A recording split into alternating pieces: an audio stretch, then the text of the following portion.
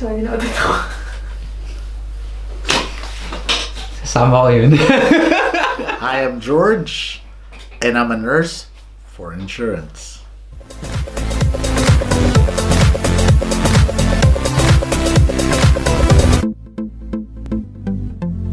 Ang aking job title is nurse examiner. Alright, so nurse examiners, what do we do for insurance? Basically, we collect medical evidence. A medical evidence for insurance would be something like a questionnaire, can be observations, which would include blood pressure and their heart rate, and it can be a range of blood tests, from a finger prick blood test to a proper kukunan mo sa vein. That's basically what I do in a nutshell. One of the differences na ginagawa namin is that we're not a nurse that is static. We're very mobile actually.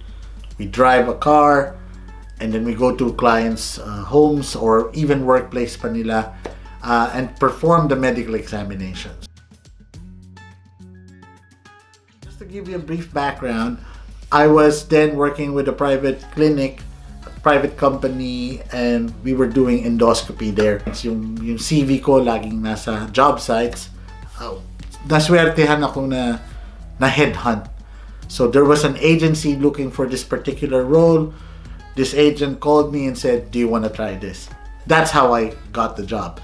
I worked with that agency. He showed me the job. I looked at that profile, nag-usap kami.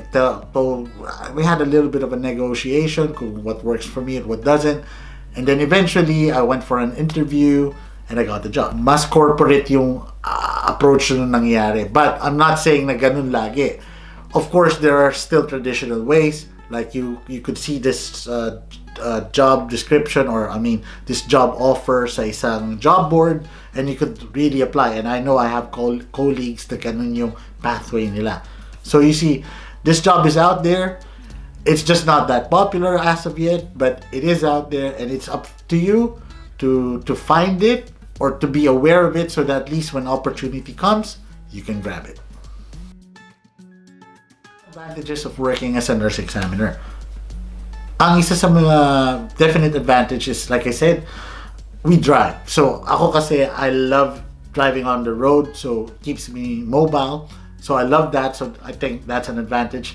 On top of that, they give us a car to drive.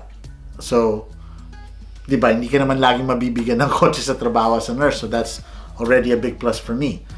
Also, we do have leaves na minamatch sa NHS. So, ang leave namin is parehas lang sa NHS. So, again, that's a good incentive for us.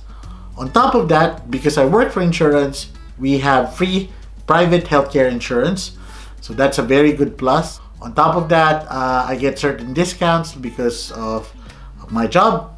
And then, ang pinakamagandang advantage, I would say, is work-life balance. You know, we don't do night shifts, although we do late shifts, but we don't do night shifts. We don't do Sundays unless it's really required.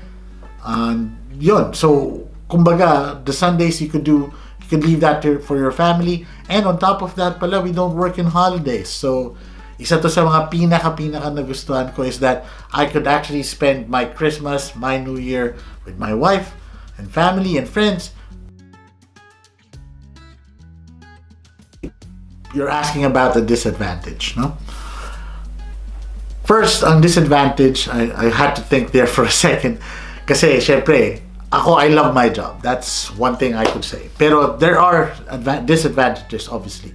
Wala namang perfect. So, for me, I think if you're somebody who loves the clinical work, you know, in a hospital setting, or even yung proper clinic that you do your nursing bit, then this is not for you. Kasi, limited na yung clinical skills na mapapractice mo. Alright?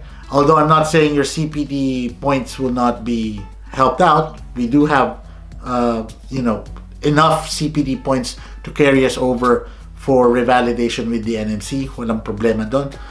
Pero yung kung ang hanap mo is yung clinical setup, yung drive na parang halimbawa Naalala ko when I used to work in intensive care or in HDU, yung parang, uy, may nag-arrest. So, yung adrenaline mo, ganon.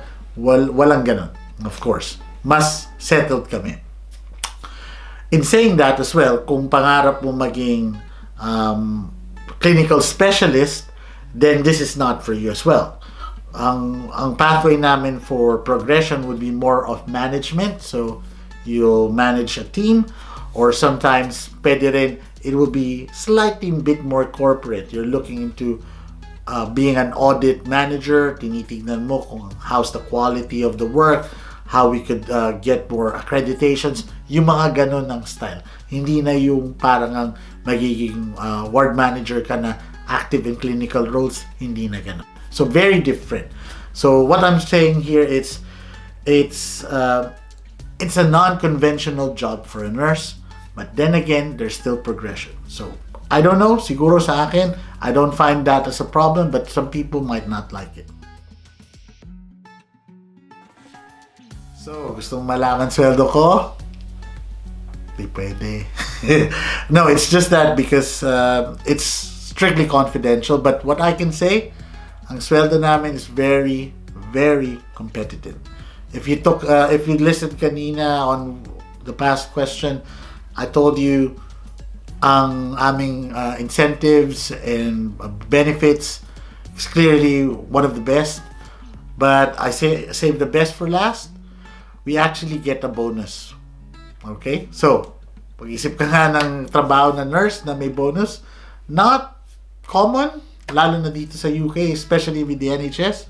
So, I really love that meron kaming windfall every now and then. But you have to also think, somebody reliant ng bonus na to. This bonus actually reflects how well you did in your job in the past year or so.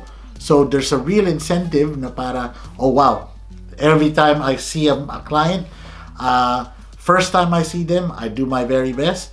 While I'm doing it, I'm showing my best, and I'm consistent in what I do. And what I always say is that the best can always be better. So every time you do one thing, you always think of how do I improve that. So yun. So, and you can see I'm very passionate about my job.